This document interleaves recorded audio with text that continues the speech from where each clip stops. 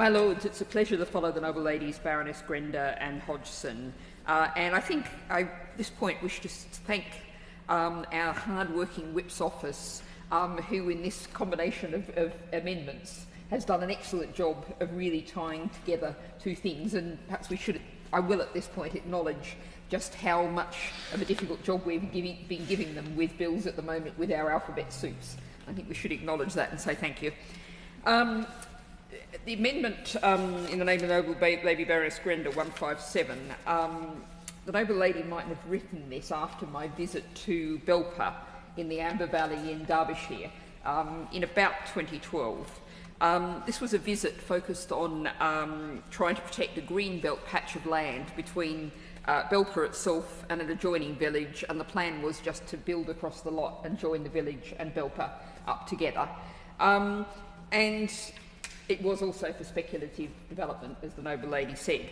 And there was a lot of frustration about that. And then we went to lunch, and we were sitting in the cafe, and there was a lovely woodcut above us of an old mill in town when it was in operation, a historic piece of art. And I said to the local party, what's happening with that mill? And they said, oh, it's derelict, and we're worried about it being burnt down. We were going to build on the green belt, destroy the village environment, and there was that obvious place where we could have been putting housing right in the centre of town, where all the facilities were, where there was public transport, etc., etc. Now, the green belt, I'm afraid the government often doesn't really seem to understand the point of the green belt, and I think that's clear in the invention of the term grey belt. Yes, green belt can be to protect beautiful green spaces, nature, farming land, etc., but it's also to stop communities, towns, cities, villages from sprawling and linking up together. And the whole idea of grey belt really avoids understanding that. And this is where I bring back my Australian origins. I grew up in Sydney, a city that has no green belt as Australian cities don't. And the suburbs just sprawl and sprawl and sprawl. And that's terrible for a sense of community. It's a terrible place to live. And it's also, of course, terrible for nature. So that's where I think this Amendment 157 links to the Amendment 215 in the Noble Lady name of the Noble Lady Baroness Hodgson.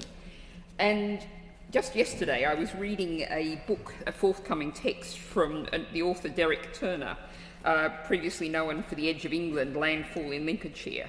And he was looking at the many, many centuries of history of the villages of England in particular. He's looking at the English shires. And the history that's been written from Bede to Nemnius to Geoffrey of Monmouth, I'm going back many centuries here, and those are tied to a sense of place. And if you just build over the lot of it, all of that is lost. And I think there's a temptation to say that, oh, well, this is a nice to have, but, you know, look at how difficult things are and how much we need housing. We can't afford to protect this.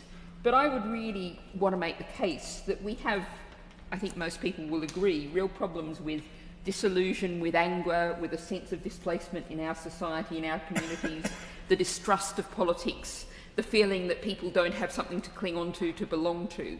And places like villages have the history, and if it's been half forgotten, it can be recovered, but not if it's all just built over and all linked up together and loses that identity.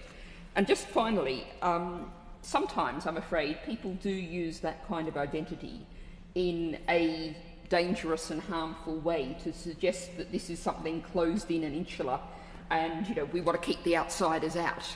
But actually, just research out this week from graves, 7th century graves found in Updown, Eastry, and in Worth Matravers, the first in Kent, the second in Dorset.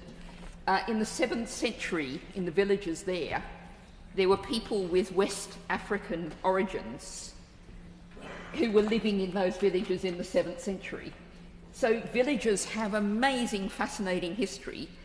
It's both a global history, but it's attached to that sense of place. And that's something that it can be really important to building communities, building identity, and providing people with a sense of security and safety even in a difficult world.